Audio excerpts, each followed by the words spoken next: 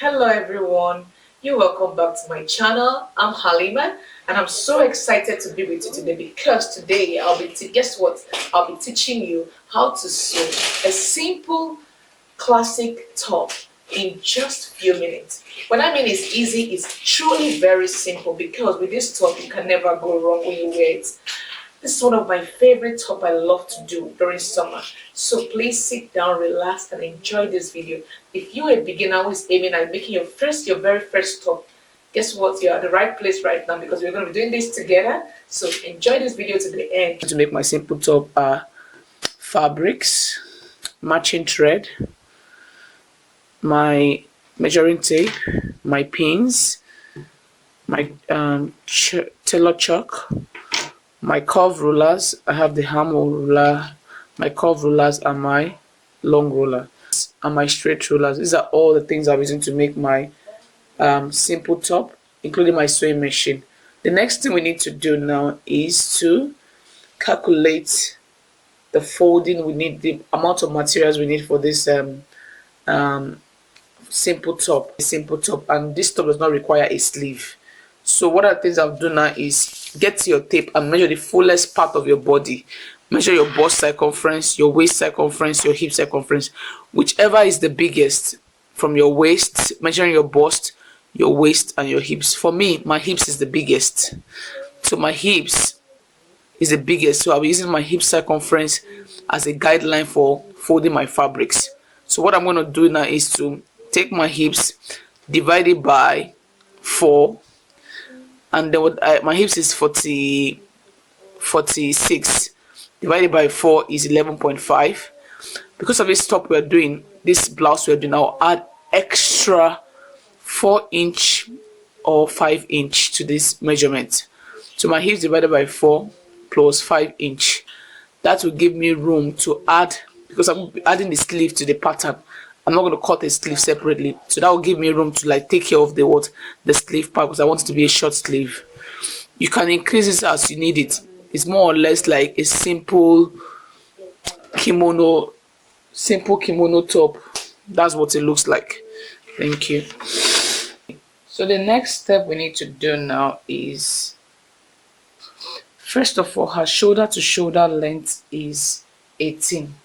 So 18 divided by 2 is what? 9. We'll go down here and impute 9.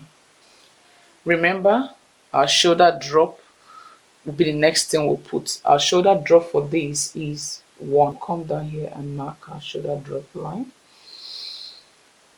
The neck shape we want for this blouse is a round neck. So I'm going to take 3.5 inch, 3.5 inch by 5 inch. The next thing we'll do is to make a curve. So by 5 inch, I'll make a curve. This is our neckline, and then for the front borders, then we'll connect this neckline point to the shoulder drop. So we've done our front neckline.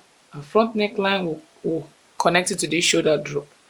So we'll come down here and connect it to the shoulder drop. On the same borders, we will go ahead and impute the back borders, the back neckline, because both the front and back are on a center fold in the same direction.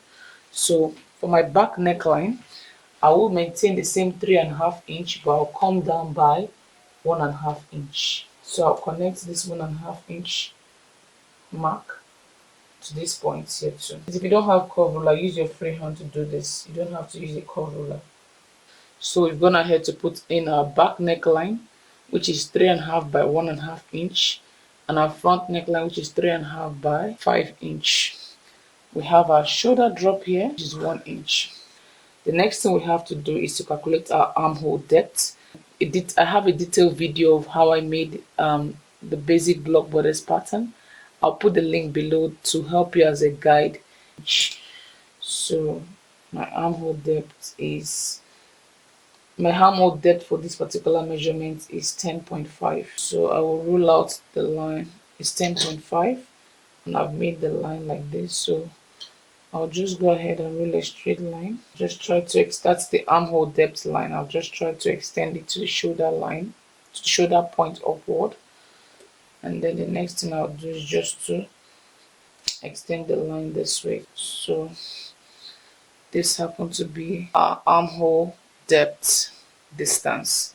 This particular top, the bust circumference for this individual is 52 divided by 4 is 13.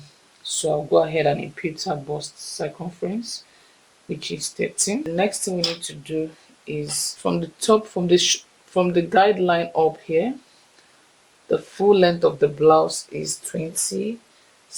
Full length of the blouse is 26.5.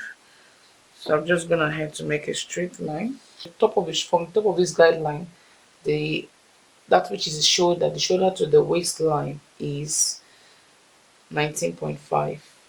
From there to here, from the shoulder to the waistline is 19. So I'm going to mark 19. So this is the waist, this is the hips, remember? This is the chest line. So what we're going to do next now is to impute the horizontal measurements. The waist for this individual is 50. The waist for this individual is 50.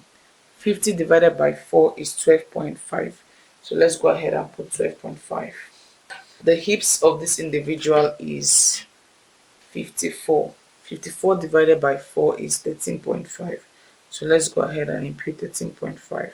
We're not going to be adding seam allowance to this blouse, so we will take care of adding extra 2 inch, 1.5 inch to 2 inch after the actual measurement. So I'm going to increase this by at the bust point. I'll increase it by 2 inch. At the waist, I will increase it by 2 inch because there's no zipping. At the hips, I will increase it also by 2 inch. Take care of the seam allowance and the stuff. And so this is the actual measurement. So I calculated the total length of this from her bust plus the extra 2 inch I added. I transfer that value and I put it down here so that I can have a straight line to connect both of them together. She's actually on a big size, 13.5. Then I added 2 inch to it, making 15.5. I went ahead to transfer the same 15.5 length to this dimension, to measure it the same dimension here, so I can have the same distance. And then I connected them with a straight line like this.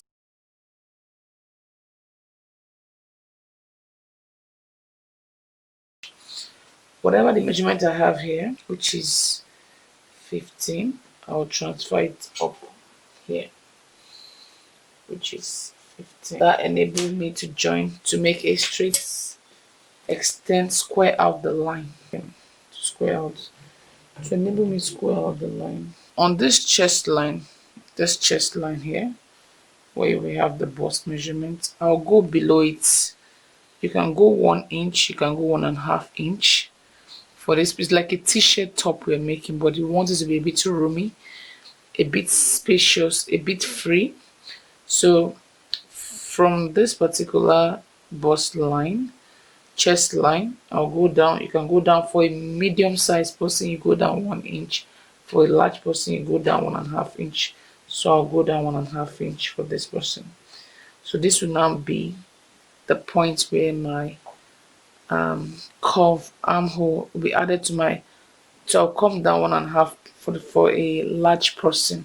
So I'll use this particular new position to create my armhole curve for this.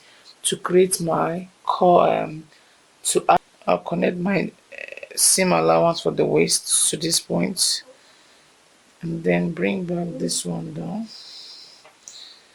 Then I'll make a curve line. I'll create a curve line because I'm trying. So I'll just go in 1/2 inch. I'll just create a curve along this square line because this is like the final curve. Instead of having a squared like this, I'll just create a curve like this. Just a freehand, please, freehand curve. The next thing we'll do is at the lower part here, we'll come up like ½ inch just to shape the lower part of the blouse. So I'll just shape it.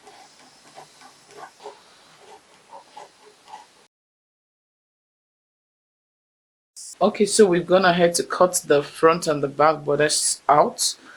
The next thing we'll do now is I'll just explain how to sew this.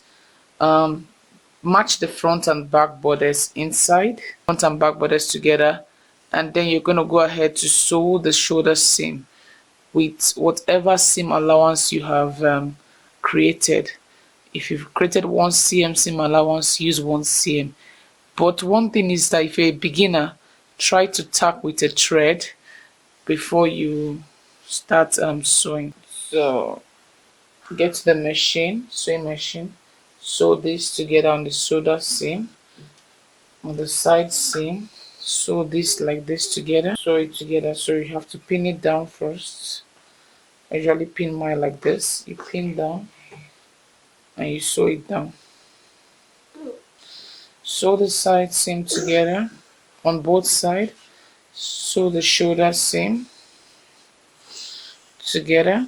Then the next thing you do is to, so I'm gonna head to cut my bias fabric. So what you do now is to, on the neckline, you place your bias fabric, you sew as if you're trying to do a facing on it. You sew round the neck circumference. After that, you now turn it inside out, and fold it, and then top stitch it. They require bias binding you want to do. On the hemming, you just overlock it, or you fold it and you hem. With all this, you have your top perfectly done. So I'll go to my sewing machine now and do as I've illustrated to you, and I'll show you the finished look. Same also, you use your bias binder to do the sleeve, or you can fold the sleeve. If you are a beginner, fold the sleeve. If you're already a seamstress, just get your bias your fabric, cut a band and fold it on it. So I'll go ahead and do all this, and then I'll show you the final look. Just stay back and enjoy. Thank you. Hey guys, this is the final look of my top as explained in the video. I hope this video was very helpful to you. Remember, you can never go wrong with this top.